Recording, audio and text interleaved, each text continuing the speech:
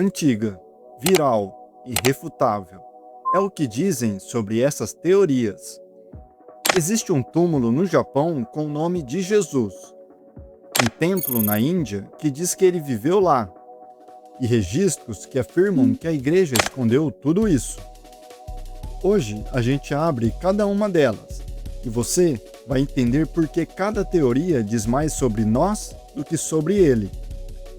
Todo ano, milhões de pessoas entram em contato com alguma dessas teorias, no TikTok, no YouTube, em livros best-sellers. E elas são apresentadas sempre do mesmo jeito. A ciência descobriu. Os registros provam. A igreja nunca quis que você soubesse. Parece sólido, parece documentado, parece irrefutável. Não é, mas o problema não é a teoria. O problema é que ninguém parou para abrir cada uma delas de verdade, sem agenda, sem medo, sem simplificar. E é isso que a gente vai fazer hoje. Neste vídeo, a gente vai pegar as teorias mais virais sobre Jesus, que ele foi ao Japão, que sobreviveu à crucificação, que era um iniciado egípcio, que o Concílio de Nicéia inventou tudo. E a gente vai fazer o que ninguém faz, entrar pela teoria, porque cada uma dessas histórias revela algo verdadeiro, não sobre Jesus, mas sobre nós, sobre o que a humanidade sempre quis que ele fosse. Quando você entender isso, vai entender por que a figura que os evangelhos apresentam é radicalmente diferente de qualquer coisa que a mente humana poderia inventar.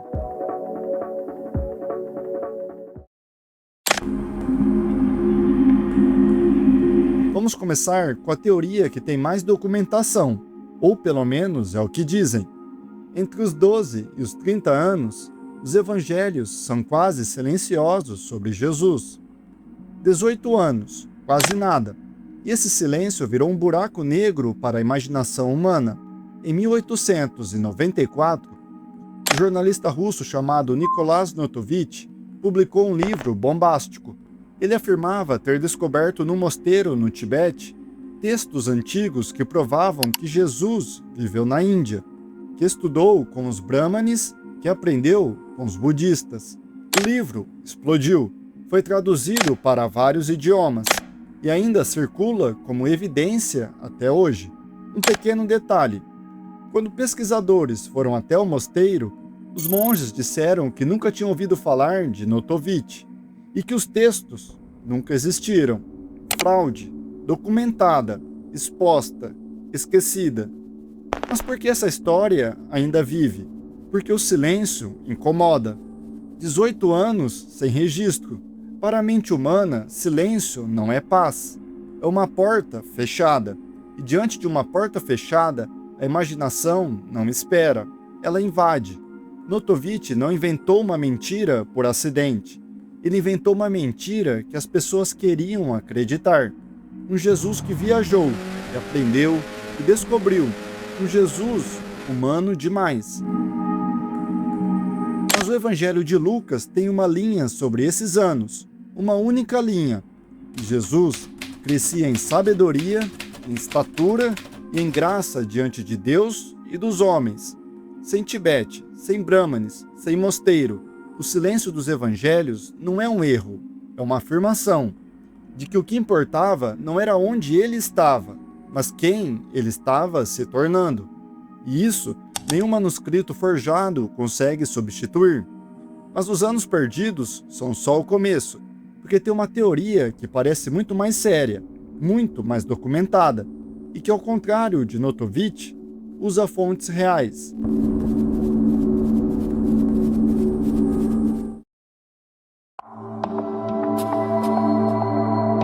Em 1947, um pastor beduíno jogou uma pedra numa caverna no deserto de Judá e ouviu algo quebrar. O que ele encontrou dentro daquela caverna mudou a arqueologia bíblica para sempre. Os manuscritos do Mar Morto, 2000 anos escondidos na pedra. Esses manuscritos pertenciam a uma comunidade judaica chamada Essênios, um grupo isolado, rigoroso, extremamente religioso. E quando os estudiosos começaram a comparar os textos essênios com os evangelhos, as semelhanças eram perturbadoras. Batismo ritual, comunidade de bens, expectativa de um Messias, refeição sagrada com pão e vinho. A conclusão veio rápida demais. Jesus era essênio, João Batista era essênio, o cristianismo nasceu em Qumran. Parece convincente, e é exatamente aí que mora o problema. Semelhança não é identidade. Os essênios rejeitavam o templo de Jerusalém. Jesus ensinava dentro dele. Os essênios eram radicalmente exclusivos, só para iniciados, longe do povo. Jesus comia com as prostitutas e coletores de impostos. Os essênios esperavam 2 messias, um sacerdotal e um real. Jesus não se encaixava em nenhum dos dois. E tem um detalhe que raramente alguém menciona. Se Jesus fosse essênio, por que os essênios nunca o mencionaram? 2000 anos de manuscritos, nenhuma linha sobre ele. O que os manuscritos do Mar Morto realmente provam não é que Jesus era um deles, é que o terreno religioso de Israel era fértil, que havia uma sede real por pureza, por redenção, por algo que viesse. E o que Jesus trouxe era tão diferente de tudo que nem mesmo os que mais esperavam conseguiram reconhecer. Qumran não convenceu todo mundo, então outro grupo foi mais longe, muito mais longe. 2000 anos antes de Jesus, num vale às margens do Nilo, nasceu uma história que, segundo alguns, é idêntica à dele. O mesmo nascimento, a mesma morte, a mesma ressurreição. E o nome dessa história é Horus.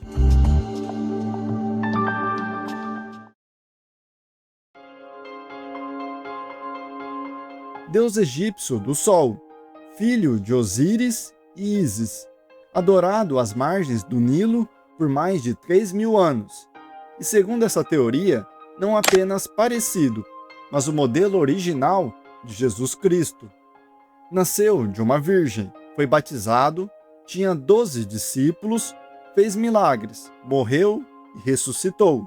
Se isso for verdade, o cristianismo inteiro é uma cópia, uma releitura de uma religião pagã mais antiga, que lembra esse print aí. E 2 bilhões de pessoas estão baseando suas vidas em um mito reciclado. Mas vamos abrir isso de verdade. Essa teoria explodiu em 2007, com um documentário chamado Zeitgeist, visto por dezenas de milhões de pessoas, compartilhado como prova definitiva. E as alegações são específicas, são detalhadas, parecem pesquisadas. Alegação número 1. Horus nasceu de uma virgem no dia 25 de dezembro. Horus was born on December 25th of the Virgin Isis Mary. Alegação número 2. Foi batizado por um personagem chamado Anup, o batizador. At the age of 30, he was baptized by a figure known as Anup, and thus began his ministry. Alegação número 3. Tinha 12 discípulos. Horus had 12 disciples he traveled about with, performing miracles. Alegação 4. Foi crucificado, morreu, ressuscitou após 3 dias. After being betrayed by Typhon, Horus was crucified, buried for 3 days, and thus resurrected. Impressionante, não é? Agora, vamos ver o que os textos egípcios realmente dizem sobre o nascimento virginal. Ísis não era virgem, era esposa de Osíris, e no mito mais difundido, ela concebeu Horus de forma sobrenatural, mas não virginal. O próprio mito varia em dezenas de versões ao longo de 3.000 anos de religião egípcia. Não há um único texto que use a palavra virgem. Sobre o dia 25 de dezembro, não existe nenhum texto egípcio, nenhum, que associe o nascimento de Horus ao dia 25 de dezembro. Isso foi inventado, literalmente inventado. Sobre Anup, o batizador. Esse personagem não existe na mitologia egípcia. Anubis, o deus dos mortos, foi transformado em Anup para parecer com João, uma transliteração fabricada para criar uma conexão que não existe. Sobre os 12 discípulos. Horus não tinha 12 discípulos em nenhuma fonte egípcia conhecida. O número 12 aparece em contextos astronômicos, os 12 signos do zodíaco, mas nunca associado a seguidores pessoais de Horus. Sobre a crucificação e ressurreição, Horus não foi crucificado. Em algumas versões do mito, foi envenenado por um escorpião em criança. Em outra, perdeu o olho numa batalha com Sete. A ressurreição de Osíris, e não de Horus, existe no mito, mas é radicalmente diferente. Osíris foi desmembrado em 14 pedaços. Ísis os reuniu, e ele se tornou o rei dos mortos. Não voltou à vida. Virou um deus do além, muito diferente de um homem que abre um túmulo num domingo de manhã e aparece para seus amigos na beira de um lago. Nada disso se parece com uma crucificação romana. Nada disso se parece com um túmulo vazio. Por que esses mitos existem? Porque a humanidade, no Egito, na Grécia, na Mesopotâmia, repetiu por milênios histórias de deuses que morrem e renascem. C.S. Lewis, antes de se tornar cristão, era ateu. Fez exatamente essa pergunta e chegou a uma resposta que mudou sua vida.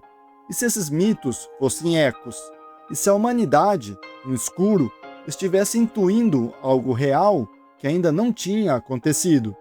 A diferença entre Horus e Jesus não é que Jesus copiou o mito, é que Jesus é o único caso em que o mito aconteceu de verdade. Na história, com data, com endereço, com testemunhas, sob o governo de Pôncio Pilatos. Lewis chamou isso de um mito que se tornou fato. O que os egípcios sonharam, o que os gregos narraram e o que a alma humana desejou sem saber que desejava, irrompeu no tempo, uma vez, num lugar específico, sem glitch, sem pixel, sem mitologia. E isso assusta muito mais do que qualquer teoria conspiratória. Mas talvez você esteja pensando, tudo bem, Horus não convenceu, mas e a igreja? E se o problema não for antes de Jesus, mas depois? E se tudo o que acreditamos foi inventado por um grupo de bispos num palácio romano no século IV? Essa é a teoria mais popular de todas e a mais perigosa, porque essa usa fontes reais, porque ela parece história.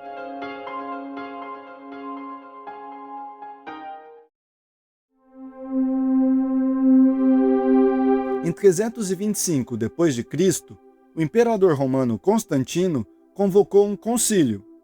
O objetivo? Decidir quem Jesus realmente era, escolher quais livros entrariam na Bíblia, unificar o cristianismo sob o controle político. Segundo essa narrativa, foi ali que Jesus deixou de ser apenas um homem e foi transformado em Deus, por votação, por interesse, por conveniência.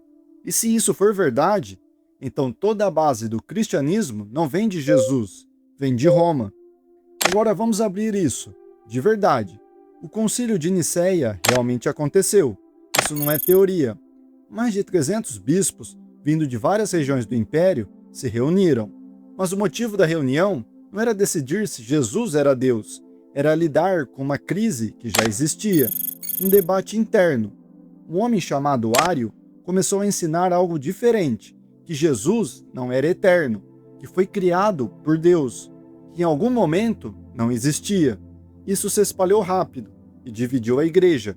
Então o concílio foi convocado, não para inventar uma doutrina, mas para responder uma que já estava sendo questionada. E aqui está o ponto que quase ninguém menciona. Séculos antes de Nicéia, cristãos já chamavam Jesus de Deus, não em segredo, não em código, mas abertamente.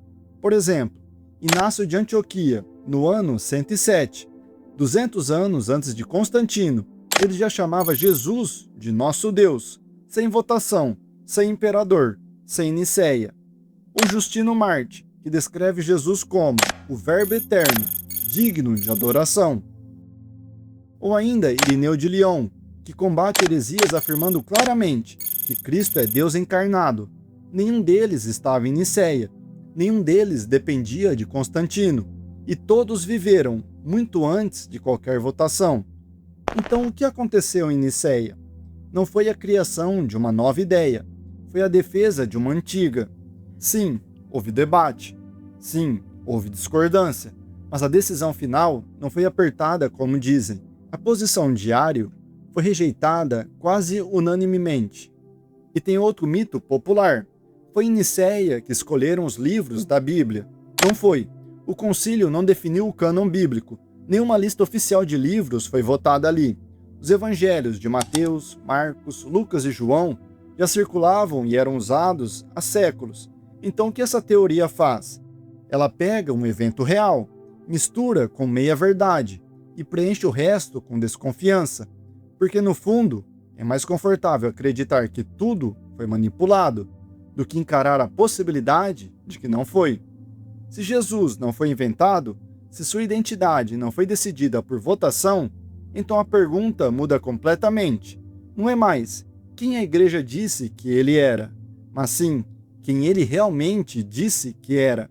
E essa pergunta é muito mais difícil de ignorar. E talvez a mais perturbadora de todas não seja sobre o que a igreja disse, seja sobre o que aconteceu no Gólgota. Porque tem quem diga, com evidências médicas, com argumentos históricos, que Jesus não morreu na cruz, que sobreviveu e que a ressurreição foi um plano.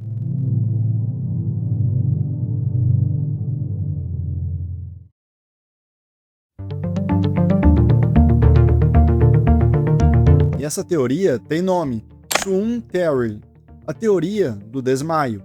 Jesus não morreu na cruz, perdeu a consciência, foi tirado do madeiro ainda vivo, ressuscitou no túmulo de um coma. Versões mais elaboradas vão além. Sobreviveu, fugiu, chegou a Caxemira, morreu de velho, até um túmulo lá, visitado até hoje, que supostamente guarda seus restos mortais.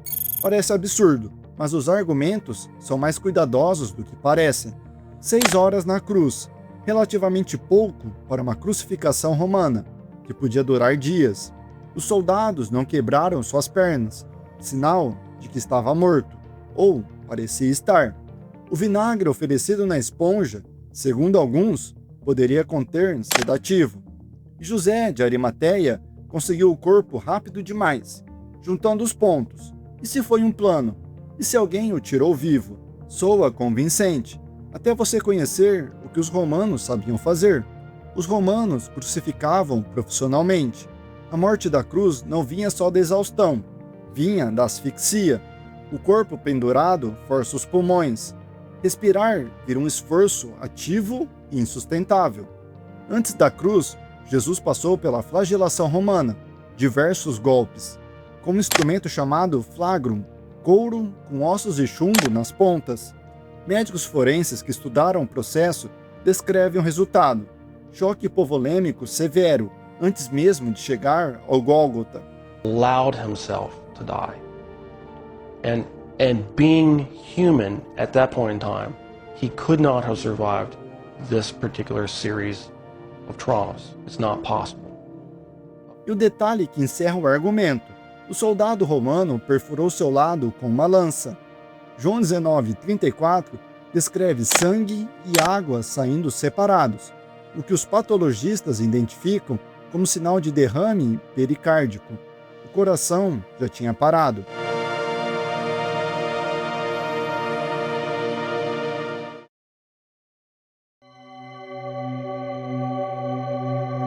Essa é a mais estranha das 8 e a menos conhecida. Você provavelmente já ouviu falar de Tomé, o apóstolo cético, o que precisou colocar o dedo na ferida antes de acreditar. O que talvez você não saiba, o nome dele em aramaico é Toma. Toma significa gêmeo. Gêmeo de quem? Os textos canônicos não dizem, mas os textos gnósticos dizem, e dizem com todas as letras. Em 1945, no Egito, um camponês encontrou por acidente um conjunto de textos enterrados perto de Nag Hammadi, 52 manuscritos, escondidos desde o século IV, entre eles o Evangelho de Tomé e o livro de Tomé, o Contendedor. Em ambos, a abertura é quase idêntica. Estas são as palavras secretas ditas por Jesus vivo, registrados por Judas Tomé, o gêmeo. Não gêmeo como metáfora, gêmeo como parentesco. A teoria que se construiu sobre isso é a seguinte: Tomé era irmão gêmeo de Jesus, fisicamente idêntico a ele. Inclusive, em algumas teorias, falam que muitas pessoas confundiam Tomé com Jesus. E algumas das aparições pós-ressurreição, os encontros no túmulo, na entrada, no lago, eram na verdade Tomé, um impostor ou um plano. O problema começa na data. O Evangelho de Tomé é do século II. O livro de Tomé, o Contendedor, século III. Os evangelhos canônicos, escritos por apóstolos e pessoas que conheceram testemunhas diretas, nunca mencionaram um gêmeo. A palavra toma, ser aramaico para gêmeo, é real, mas era um apelido comum, como chamar alguém de gordo ou caçula. Não descreve necessariamente a família. E há um detalhe que a teoria ignora completamente. As aparições ressuscitadas de Jesus não eram só visuais. Ele comeu peixe com os discípulos. Tomás, o próprio gêmeo, tocou suas feridas. O impostor teria sido exposto na hora.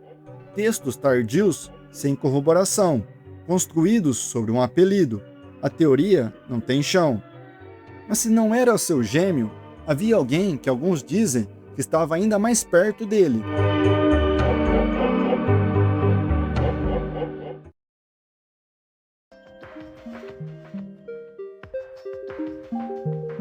Três pesquisadores britânicos publicam um livro, Holy Blood, Holy Grail. A tese central: Jesus sobreviveu, fugiu para a França, com Maria Madalena, grávida. 20 anos depois da publicação do livro, Dan Brown transforma isso em um best-seller mundial, e o mundo acredita. O argumento principal vem de Nag Hammadi também. O Evangelho de Filipe descreve Jesus beijando Maria Madalena, frequentemente O manuscrito está rasgado bem nesse ponto. Alguém preencheu o espaço com boca, e aí começou tudo. Evangelho de Filipe, século III. Gnosticismo não é fonte histórica de Jesus, é teologia gnóstica, usando personagens cristãos. O espaço rasgado no manuscrito poderia ser qualquer palavra. Na testa, na face, na mão, alguém escolheu na boca e construiu uma teoria. E Maria Madalena em si não é quem a história popular imagina. Por séculos foi confundida com a prostituta do Evangelho de Lucas, um erro de um papa do século IV. A igreja já corrigiu isso formalmente. Ela era discípula, testemunha da ressurreição. Nenhuma fonte do século I, cristã, judaica ou romana, menciona casamento, filhos ou fuga para a França ou outro país. Nenhuma. 7 teorias, todas com uma fonte tardia, uma lacuna, uma suposição. Mas a 8ª é diferente. A 8ª não tenta reescrever Jesus. A 8ª tenta apagá-lo.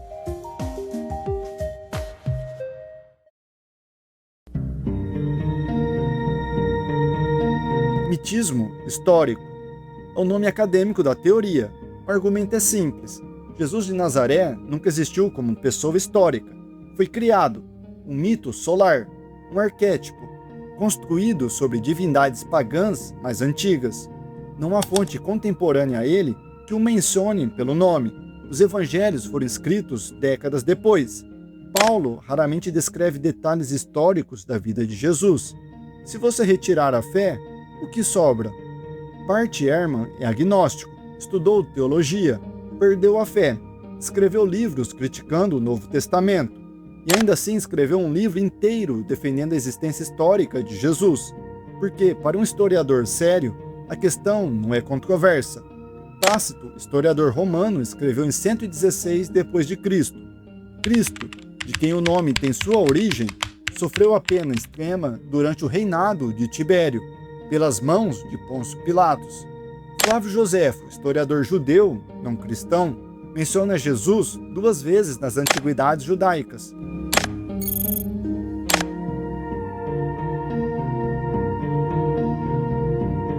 O mitismo histórico não é uma posição acadêmica mainstream, é uma posição de internet.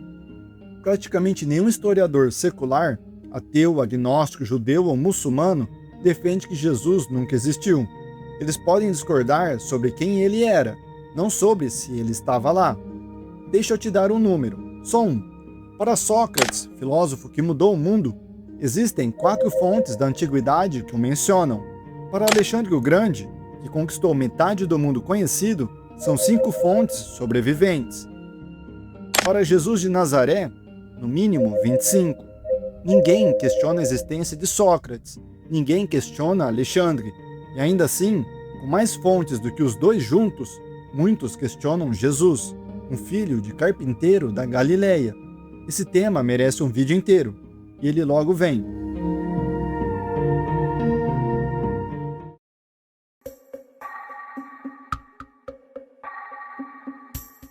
Oito teorias, 8 tentativas. Ele estudou na Índia, era essênio, copiou os egípcios, foi inventado em Niceia, sobreviveu à cruz, tinha um irmão gêmeo, amou Maria Madalena, nunca existiu, e ainda assim ele continua no centro. Por quê? 8 teorias, cada uma com uma fonte, uma lacuna, uma suposição, e todas com algo em comum. Contam mais sobre quem as criou do que sobre ele. Quando alguém diz que Jesus foi à Índia, está procurando um mestre universal. Quando diz que sobreviveu à cruz, está procurando um Deus que não sofre de verdade. Quando diz que nunca existiu, está procurando uma saída. Porque 2000 anos depois, ninguém constrói conspirações sobre figuras irrelevantes. Ninguém. Ele ainda incomoda. E isso, por si só, já é uma resposta. Se esse vídeo fez você pensar, mesmo que discorde, ele fez o que deveria. Deixe o seu like e se inscreva no canal. Até um próximo vídeo.